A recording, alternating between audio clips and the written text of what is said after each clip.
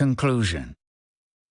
He who in regard to terrestrial magnetism knows only the little figures of ducks which, with the aid of a magnet, are made to swim about in a basin of water, would find it difficult to understand that those toy figures contain the secret of the mechanism of the universe and of the movement of worlds. He whose knowledge of Spiritism is confined to the table turning, which was the starting point of the modern manifestations, is in a similar position. He regards it merely as an amusement, a social pastime, and cannot understand how a phenomena so simple and so common, known to antiquity and even to savage tribes, can be connected with the weightiest questions of psychology and of human life. For the superficial observer, what connection can exist between a table that turns and the morality and future destiny of the human race? But as from the simple pot which in boiling raises its lid, a pot too which has boiled from the remotest antiquity, there has issued the potent motor, with whose aid man transports himself through space and suppresses distance. So be it known to you, O ye who believe in nothing beyond the material world, there has issued from the table turning which provokes your disdainful smiles a new philosophy that furnishes the solutions of problems which no other has been able to solve. I appeal to all honest adversaries of Spiritism, and I adjure them to say whether they have taken the trouble to study what they criticize, reminding them that criticism is necessarily of no value unless the critic knows what he is talking about. To ridicule that of which we know nothing, which we have not made the subject of conscientious examination, is not to criticize, but to give proof of frivolity and want of judgment. Assuredly, if we had presented this philosophy as being the product of a human brain, it would have met with less disdain, and would have had the honor of being examined by those who profess to be leaders of opinion. But it claims to be derived from spirits. What an absurdity! It is scarcely held to deserve a single glance by those who judge it merely by its title, as the monkey in the fable judged of the nut by its husk. But put aside all thought of the origin of this book. Suppose it to be the work of a man, and say in truth and honesty whether, having carefully read it, you find in it anything to laugh at. Spiritism is the most formidable opponent of materialism, and it is therefore not surprising that it should have the materialist for adversaries. But as materialism is a doctrine which many of those who hold it hardly dare to avow, they cover their opposition with the mantle of reason and science. Their shafts are especially aimed at the marvelous and the supernatural, which they deny. And as according to them Spiritism is founded on the marvelous and the supernatural, they declare that it can be nothing more than a ridiculous delusion. Strange to say, some of those who are most incredulous in regard to Spiritism deny the possibility of its phenomena in the name of religion, of which they often know as little as they do of Spiritism. They do not reflect that in denying without restriction the possibility of the marvelous and the supernatural, they deny religion, for religion is founded on revelation and miracles. And what is revelation if not extra-human communications? All the sacred writers from Moses downwards have spoken of this order of communications.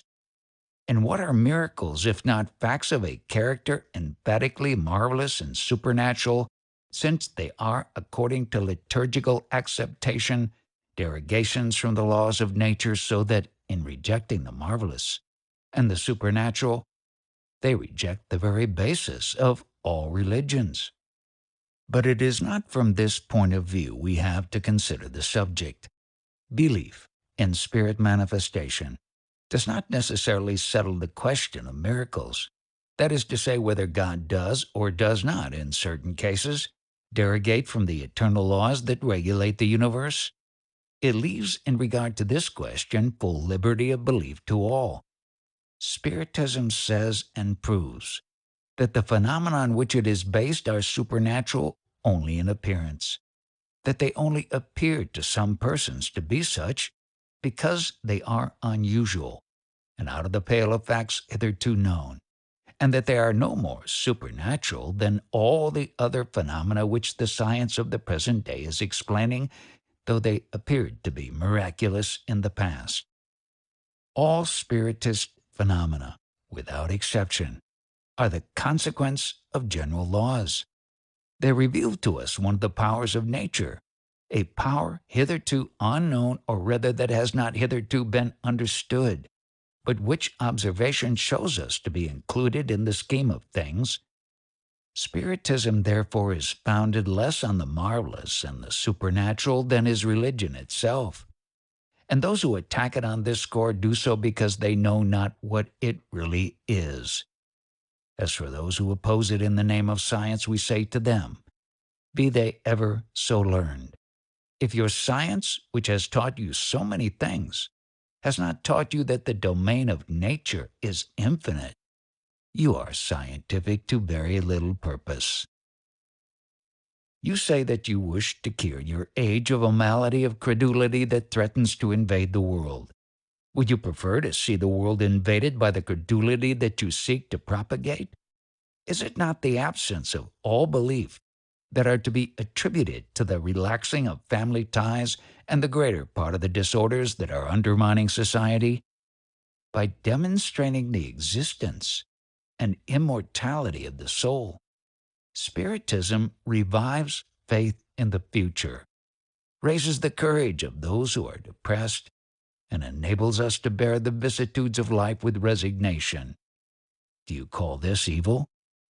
Two doctrinal theories are offered for our acceptance. One of them denies the existence of a future life. The other proclaims and proves it. One of them explains nothing. The other explains everything, and by doing so appeals to our reason.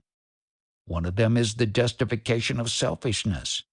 The other gives a firm basis to justice, charity, and the love of one's fellow creatures. One of them shows only the present and annihilates all hope. The other consoles us by showing the vast field of the future. Which of the two is the more pernicious? There are some among the most skeptical of our opponents who give themselves out as apostles of fraternity and progress. But fraternity implies disinterestedness and abnegation of one's own personality.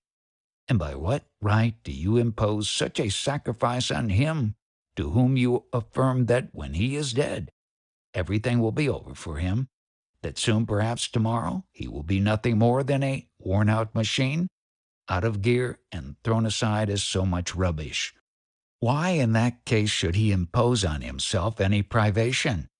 Is it not more natural that he should resolve to live as agreeably as possible during the few brief instants you accord to him? And would not such a resolve naturally suggest to him the desire to possess largely in order to secure the largest amount of enjoyment? And would not this desire naturally give birth to jealousy of those who possess more than he does? And from such jealousy to the desire to take from them what they possess, is there more than a single step? What is there, in fact, to restrain him from doing so? The law? But the law does not reach every case. Conscience, the sense of duty. But what, from your point of view, is conscience? And upon what do you base the sense of duty? Has that sense any motive or aim if it be true that everything ends for us with our present life? In connection with such a belief, only one maxim can be reasonably admitted. Every man for himself. Fraternity, conscience, duty, humanity, progress, even, are but empty words. Ah, you who proclaim such a doctrine, you know not how much harm you do to society, nor of how many crimes you incur the responsibility. But why do we speak of responsibility? Nothing of the kind exists for the materialist. He renders homage only to matter. The progress of the human race results from the practical application of the law of justice, love, and charity. This law is founded on the certainty of the future. Take away that certainty, and you take away its cornerstone. It is from this law that all other laws are derived, for it comprises all the conditions of human happiness. It alone can cure the evils of society, and the improvement that takes place in the conditions of social life, in proportion as this law is better understood and better carried out in action, becomes clearly apparent when we compare the various ages and peoples of the earth. And if the partial and incomplete application of this law have sufficed to produce an appreciable improvement in social conditions, what will it not effect when it shall have become the basis of all social institutions? Is such a result possible? Yes, for as the human race has already accomplished 10 steps, it is evident that it can accomplish 20, and so on. We can infer the future from the past. We see that the antipathies between different nations are beginning to melt away, that the barriers which separated them are being overthrown by the progress of civilization, and that they are joining hands from one end of the world to the other. A larger measure of justice has been introduced into international law. Wars occur less frequently and do not exclude the exercise of humane sentiments. Uniformity is being gradually established in the relations of life.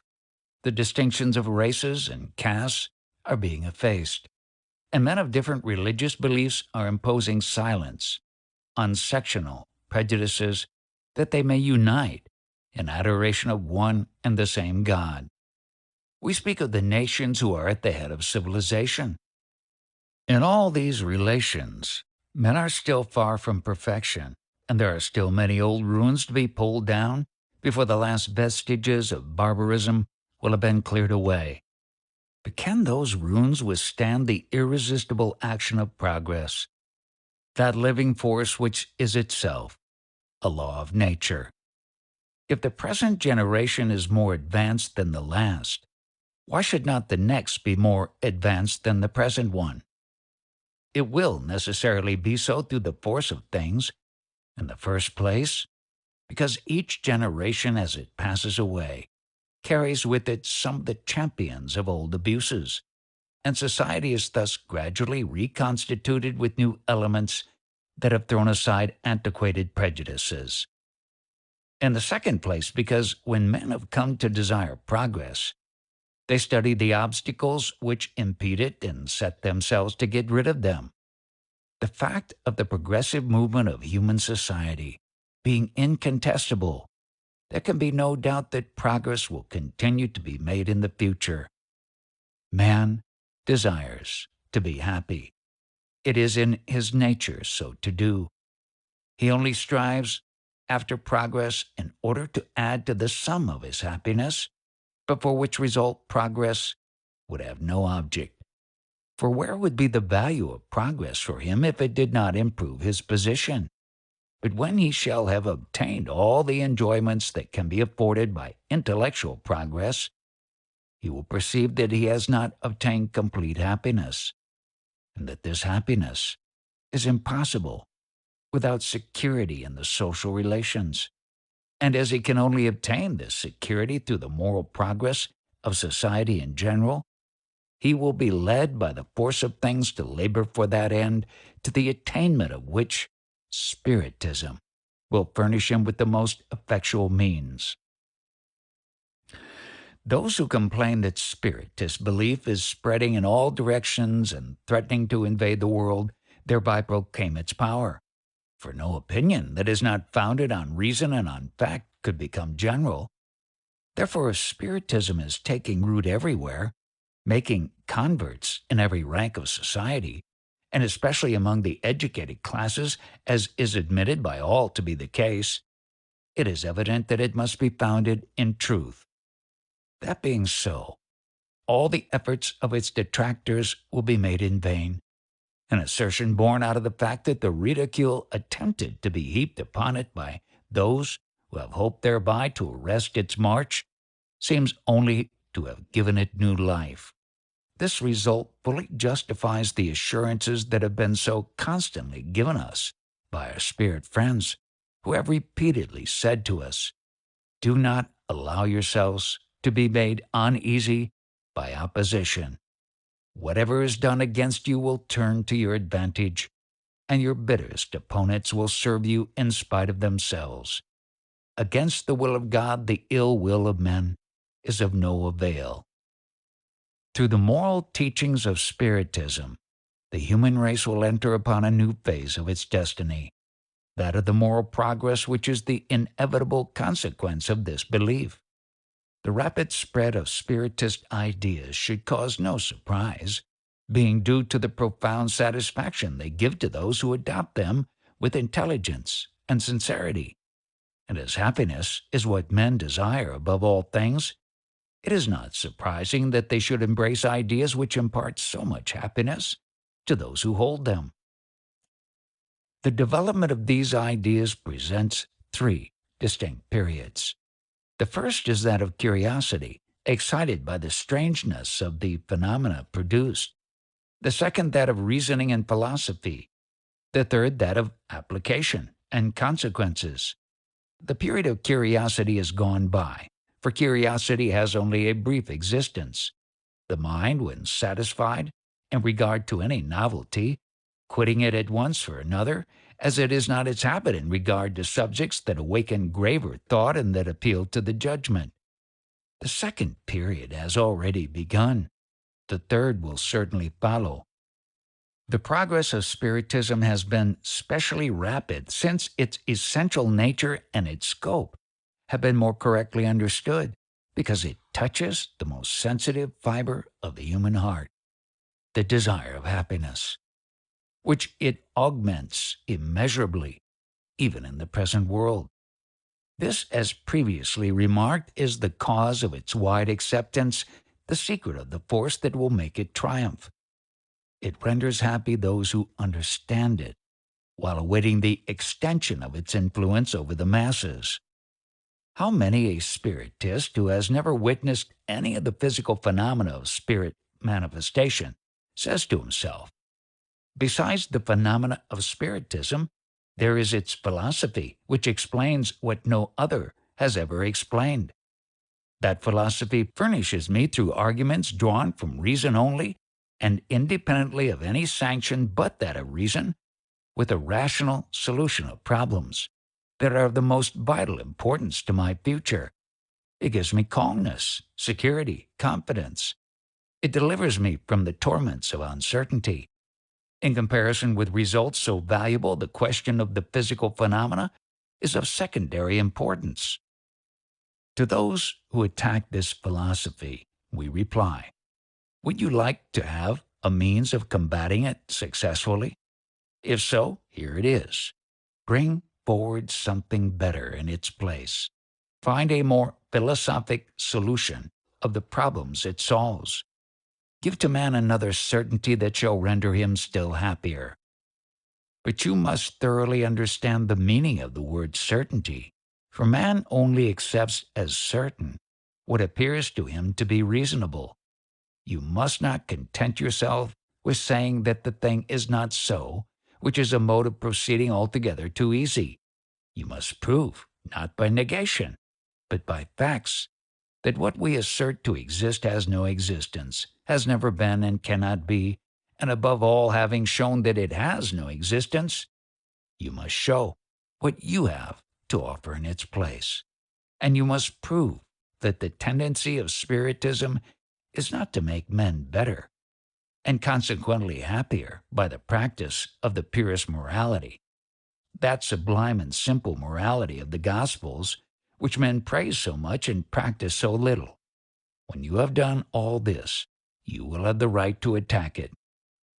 Spiritism is strong because its bases are those of religion itself: God, the soul, the rewards and punishments of the future, because it shows those rewards and punishments to be the natural consequences of the earthly life, and because in the picture it presents of the future, there is nothing which the most logical mind could regard as contrary to reason. What compensation can you offer for the sufferings of the present life, you whose whole doctrine consists in the negation of the future? You base your teachings on incredulity. Spiritism is based on confidence in God, while the latter invites all men to happiness, to hope, to true fraternity. You offer them, in prospect, annihilation, and in the present, by way of consolation, selfishness. It explains everything, and you explain nothing. It proves facts, while your assertions are devoid of proof. How can you expect that the world should hesitate between these two doctrines? To suppose that Spiritism derives its strength from the physical manifestations, and that it might therefore be put an end to by hindering those manifestations, is to form to oneself a very false idea of it. Its strength is in its philosophy, in the appeal it makes to reason, to common sense. In ancient times it was the object of mysterious studies, carefully hidden from the vulgar. At the present day it has no secrets, but speaks clearly, without ambiguity, mysticism, or allegories susceptible of false interpretations. The time having come for making known the truth, its language is such as all may comprehend. So far from being opposed to the diffusion of the light, the new revelation is intended for all mankind. It does not claim a blind acceptance, but urges everyone to examine the grounds of his belief, and as its teachings are based upon reason, it will always be stronger than those who base their arguments upon annihilation. Would it be possible to put a stop to spirit manifestations by placing obstacles in the way of their production? No, for such an attempt would have the effect of all persecutions, that of exciting curiosity, and the desire of making acquaintance with a forbidden subject. Were spirit manifestations the privilege of a single individual, it would undoubtedly be possible, by preventing his action, to put an end to them. But unfortunately for our adversaries, those manifestations are within everybody's reach and are being obtained by all, from the highest to the lowest, from the palace to the cottage. It might be possible to prevent their production in public, but as is well known, it is not in public, but in private, that they are most successfully produced. And as anyone may be a medium, how would it be possible to prevent each family in the privacy of its home, each individual in the silence of his chamber, each prisoner, even in his cell, from holding communication with the invisible beings around them in the very presence of those who should endeavor to prevent them from doing so? If mediums were forbidden to exercise their faculty in one country, how would it be possible to hinder them from doing so elsewhere throughout the rest of the world, since there is not a single country in either continent in which mediums are not to be found? In order to shut up all the mediums, it would be necessary to incarcerate half the human race. And even if it were possible, which would scarcely be easier, to burn all the Spiritist books in existence, they would at once be reproduced, because the source from which they emanate is beyond the reach of attack, and it is impossible to imprison or to burn the spirits who are their real authors. Spiritism is not the work of any man. No one can claim to have created it, for it is as old as creation itself. It is to be found everywhere in all religions, and in the Catholic religion even more than in the others, and with more authoritative inculcation. For the Catholic dogma contains all that constitutes Spiritism: admission of the existence of spirits of every degree, their relations occult and patent with mankind, guardian angels, reincarnation, the emancipation of the soul during the present life, second sight, visions, and manifestations of every kind, including even tangible apparitions. As for demons, they are nothing else than bad spirits. And with the exception of the belief that the former are doomed to evil forever, while the path of progress is not closed against the others, there is, between them, only a difference of name. What is the special and peculiar work of modern Spiritism? To make a coherent whole of what has hitherto been scattered, to explain in clear and precise terms what has hitherto been wrapped up in the language of allegory, to eliminate the products of superstition and ignorance from human belief, leaving only what is real and actual. This is its mission. But that of a founder does not belong to it. It renders evident that which already exists. It coordinates, but it creates nothing, for its elements are of all countries and of every age. Who then could flatter himself with the hope of being able to stifle it either by ridicule or by persecution? If it were possible to proscribe it in one place, it would reappear in another, or on the very spot from which it had been banished, because it exists in the constitution of things, and because no man can annihilate that which is one of the powers of nature, or veto that which exists in virtue of the divine decrees. But what interest could any government have in opposing the propagation of Spiritist ideas? Those ideas, it is true, are a protest against the abuses that spring from pride and selfishness. But although such abuses are profitable to the few, they are injurious to the many. And Spiritism would therefore have the masses on its side, while its only adversaries would be those who profit by the abuses against which it protests. So far from governments having anything to dread from the spread of Spiritist ideas, the tendency of those ideas being to render men more benevolent towards one another, less greedy of material things, and more resigned to the orderings of Providence, they constitute for the state a guarantee of order and of tranquility. Spiritism presents three different aspects: the facts of spirit manifestation, the philosophic and moral principles deducible from those facts, and the practical application of which those principles are susceptible. Hence, three classes into which its adherents are naturally divided, or rather, three degrees of advancement by which they are distinguished. First, those who believe in the reality and genuineness of the spirit manifestations, but confine themselves to the attestation of these, and for whom Spiritism is merely an experimental science. Second, those who comprehend its moral bearings.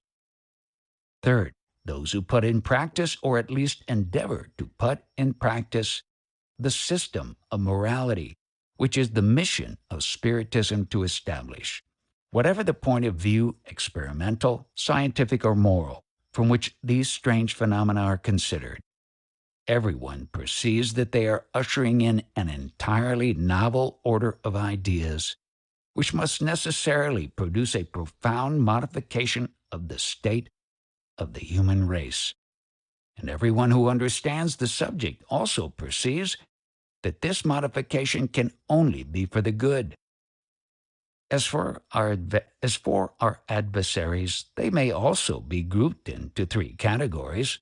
First, those who systematically deny whatever is new, or does not proceed from themselves, and who speak without knowing what they are talking about. To this class belong all those who admit nothing beyond the testimony of their senses. They have not seen anything, do not wish to see anything, and are still more unwilling to go deeply into anything. They would, in fact, be unwilling to see too clearly for fear of being obliged to confess that they have been mistaken. They declare that Spiritism is chimerical, insane, utopian, and has no real existence as the easiest way of settling the matter. They are willfully incredulous. With them may be classed those who have condescended to glance at the subject in order to be able to say, "I have tried to see something of it, but I have not been able to succeed in doing so," and who do not seem to be aware that half an hour's attention is not enough to make them acquainted with the new field of study. Second, Those who, although perfectly aware of the genuineness of the phenomena, oppose the matter from interested motives. They know that Spiritism is true, but being afraid of consequences, they attack it as an enemy. Third, those who dread the moral rules of Spiritism as constituting too severe a censure of their acts and tendencies. A serious admission of the truth of Spiritism would be in their way. They neither reject nor accept it, but prefer to close their eyes in regard to it. The first class is swayed by pride and presumption, and the second by ambition, the third by selfishness. We should seek in vain for a fourth class of antagonists, that of the opponents who, basing their opposition on a careful and conscientious study of Spiritism, should bring forward positive and irrefutable evidence of its falsity. It would be hoping too much of human nature to imagine that it could be suddenly transformed by Spiritist ideas. The action of these, undoubtedly, is not the same, nor is it equally powerful, in the case of all those by whom they are professed. But their result, however slight it may be, is always beneficial, if only by proving the existence of an extracorporeal world and thus disproving the doctrines of materialism. This result follows from a mere observation of the phenomena of Spiritism. But among those who, comprehending its philosophy, see in it something else than phenomena more or less curious, it produces other effects. The first and most general of these is the development of the religious sentiment, even in those, without being materialist, are indifferent to spiritual things. And this sentiment leads to contempt of death. We do not say to a desire for death, for the Spiritist would defend his life like anyone else, but to an indifference which causes him to accept death, when inevitable, without murmuring and without regret, as something to be welcomed rather than feared, owing to his certainty in regard to the state which follows it. The second effect of Spiritist convictions is resignation under the vicissitudes of life. Spiritism leads us to consider everything from so elevated a point of view that the importance of terrestrial life is proportionally diminished, and we are less painfully affected by its tribulations. We have consequently more courage under affliction, more moderation in our desires, and also a more rooted repugnance to the idea of shortening our days. Spiritism showing us that suicide always causes the loss of what it was intended to obtain. The certainty of a future which it depends on ourselves to render happy, the possibility of established relations with those who are dear to us in the other life, offer the highest of all consolations to the Spiritist, and his field of view is widened to infinity by his constant beholding of the life beyond the grave, and his growing acquaintance with conditions of existence hitherto veiled in mystery. The third effect of Spiritist ideas is to induce indulgence of the defects of others. But it must be admitted that selfishness, being the most tenacious of human sentiments, it is also the one which is the most difficult to extirpate. We are willing to make sacrifices, provided they cost us nothing, and provided especially that they impose on us no privations.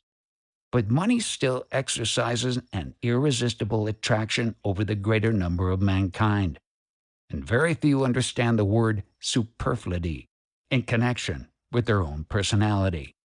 The abnegation of our personality is therefore the most eminent sign of progress. Do Spiritists, it is sometimes asked, teach us anything new in the way of morality, anything superior to what has been taught by Christ? If the moral code of Spiritism be no other than that of the gospel, what is the use of it? This mode of reasoning is singularly like that of the Caliph Omar, in speaking of the library of Alexandria. If, said he, it contains only what is found in the Koran, it is useless, and in that case must be buried. If it contains anything that is not found in the Koran, it is bad, and in that case also it must be burned. No, the morality of Spiritism is not different from that of Jesus. But we have to ask in our turn whether before Christ men had not the law given by God to Moses. Is not the doctrine of Christ to be found in the Decalogue? But will it therefore be contended that the moral teaching of Jesus is useless? We ask still further of those who deny the utility of the moral teachings of Spiritism, why is it that the moral teachings of Christ are so little practiced? And why is it that those who rightly proclaim their sublimity are the first to violate the first of his laws, that of universal charity? Spirits now come not only to confirm it, but also to show us its practical utility. They render intelligible patents, truths that have hitherto been taught under the form of allegory. And with this re-inculcation of the eternal truths of morality, they also give us the solution of the most abstract problems of psychology.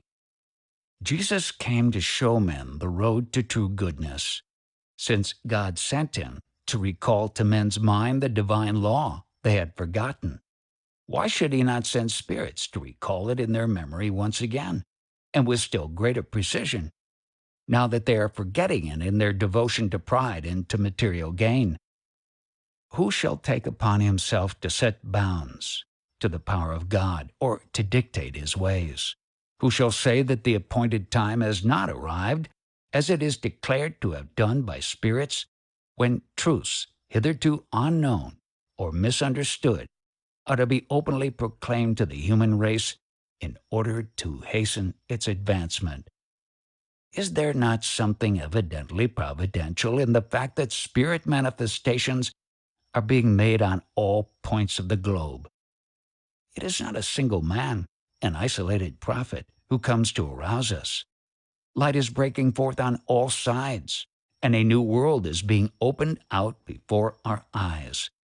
As the invention of the microscope has revealed to us the world of the infinitely little, the existence of which was unsuspected by us, and as the telescope has revealed to us the myriads of worlds, the existence of which we suspected just as little, as the spirit communications of the present day are revealing to us the existence of an invisible world that surrounds us on all sides, that is incessantly in contact with us, and that takes part unknown to us in everything we do. Yet a short time, and the existence of that world, which is awaiting every one of us, will be as incontestable as it is that of the microscopic world and of the infinity of globes in space. Is it nothing to have made known that the new world to have initiated us into the mysteries of life beyond the grave? It is true that these discoveries, if such they can be called, are contrary to certain received ideas. But have not all great scientific discoveries modified and even overthrown ideas as fully received by the world? And has not our pride of opinion had to yield to evidence? It will be the same in regard to Spiritism, which ere long will have taken its place among the other branches of human knowledge.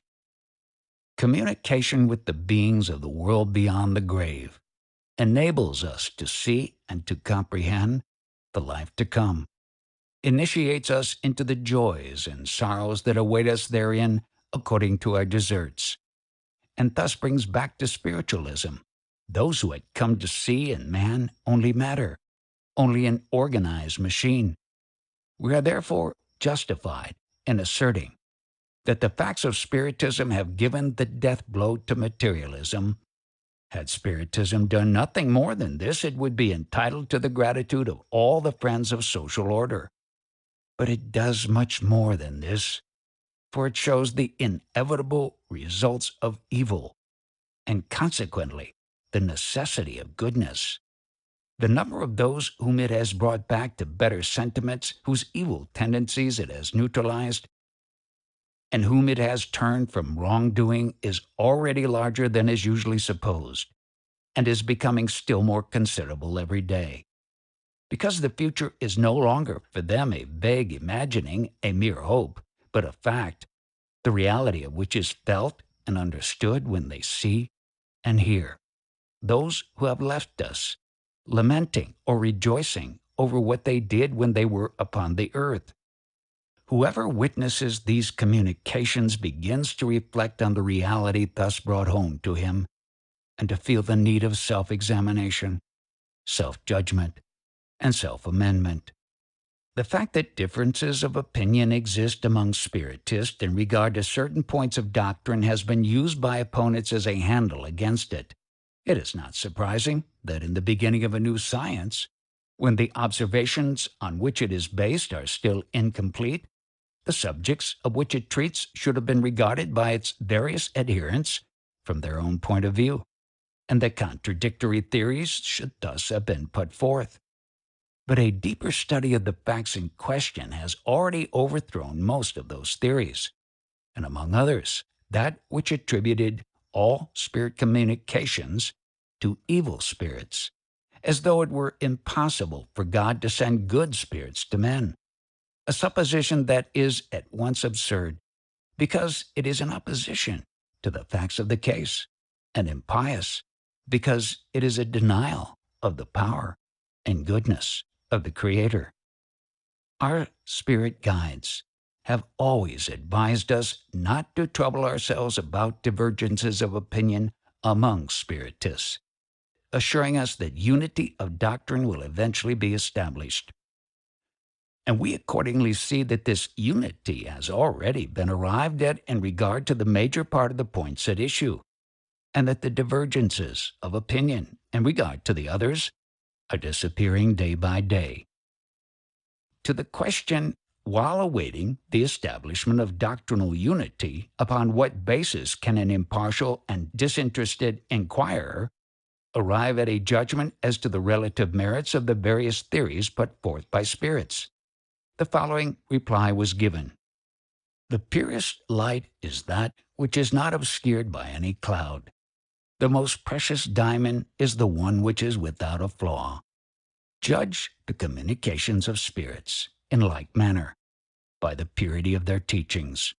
Do not forget that there are among spirits many who have not yet freed themselves from their earthly ideas. Learn to distinguish them by their language. Judge them by the sum of what they tell you. See whether there is logical sequence in the ideas they suggest, whether there is in their statements nothing that betrays ignorance, pride, or malevolence. In a word, whether their communications always bear the stamp of wisdom, that attests true superiority. If your world were inaccessible to error, it would be perfect, which it is far from being. You have still to learn to distinguish error from truth. You need the lessons of experience to exercise your judgment and to bring you on. The basis of unity will be found in the body of doctrine among the adherents of which good has never been mixed with evil. Men will rally spontaneously to that doctrine because they will judge it to be the truth. But what matter a few dissidences of opinion, more apparent than real? The fundamental principles of Spiritism are everywhere the same, and should unite you all in a common bond, that of the love of God and the practice of goodness. Whatever you suppose to be the mode of progression and the normal conditions of your future existence, the aim proposed is still the same: to do right. And there is but one way of doing that. If there be among Spiritists differences of opinion in regard to some points of theory, all of them are agreed in regard to the fundamentals of the matter.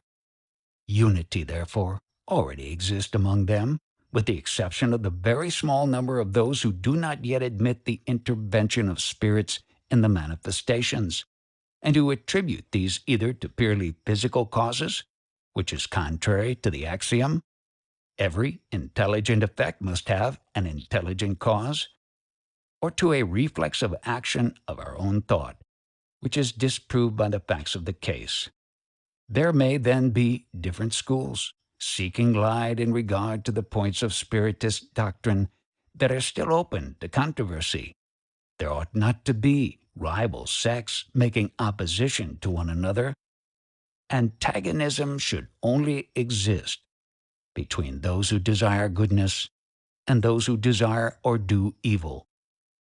But no one who has sincerely adopted the broad principles of morality laid down by Spiritism can desire evil or wish ill to his neighbor, whatever may be his opinions in regard to points of secondary importance. If any school be in error, it will obtain light sooner or later, if it seeks honestly and without prejudice. And all schools possess, meanwhile, a common bond that should unite them in the same sentiment. All of them have a common aim. It matters little what road they take, provided it leads to the common goal. None should attempt to impose their opinion by force, whether physical or moral. And any school that should hurl its anathema at another would be clearly in the wrong, for it would evidently be acting under the influence of evil spirits. The only force of an argument is its intrinsic reasonableness, and moderation will do more to ensure the triumph of the truth than diatribes envenomed by envy and jealousy. Good spirits preach only union and the love of the neighbor, and nothing malevolent or uncharitable can ever proceed from a pure source. As bearing on the subject of the foregoing remarks, and also as a fitting termination of the present work, we subjoin the following message from the Spirit of St. Augustine, a message conveying counsels well worthy of being laid to heart by all who read it. Long enough have men torn one another to pieces, anathematizing each other in the name of a God of peace and of mercy, whom they insult by such a sacrilege. Spiritism will eventually constitute a bond of union among them by showing what is truth and what is error. But there will still be, and for a long time to come, scribes and Pharisees who will reject it as they rejected Christ. Would you know the quality of the spirits who influence the various sects into which the world is divided? Judge them by their deeds and by the principles they profess. Never did good spirits instigate to the commission of evil deeds. Never did they counsel or condone murder or violence. Never did they excite party hatreds, the thirst for riches and honors, or greed of earthly things. They alone who are kind, humane, benevolent to all, are counted as friends by spirits of high degree. They alone are counted as friends by Jesus, for they alone are following the road which he has shown them as the only one which leads to him. This has been the Spirit's Book, written by Allan Kardec, narrated by Clay Lomacayu. Copyright 2015 by Sundance. Production copyright 2021 by Sundance. Audible hopes you have enjoyed this program.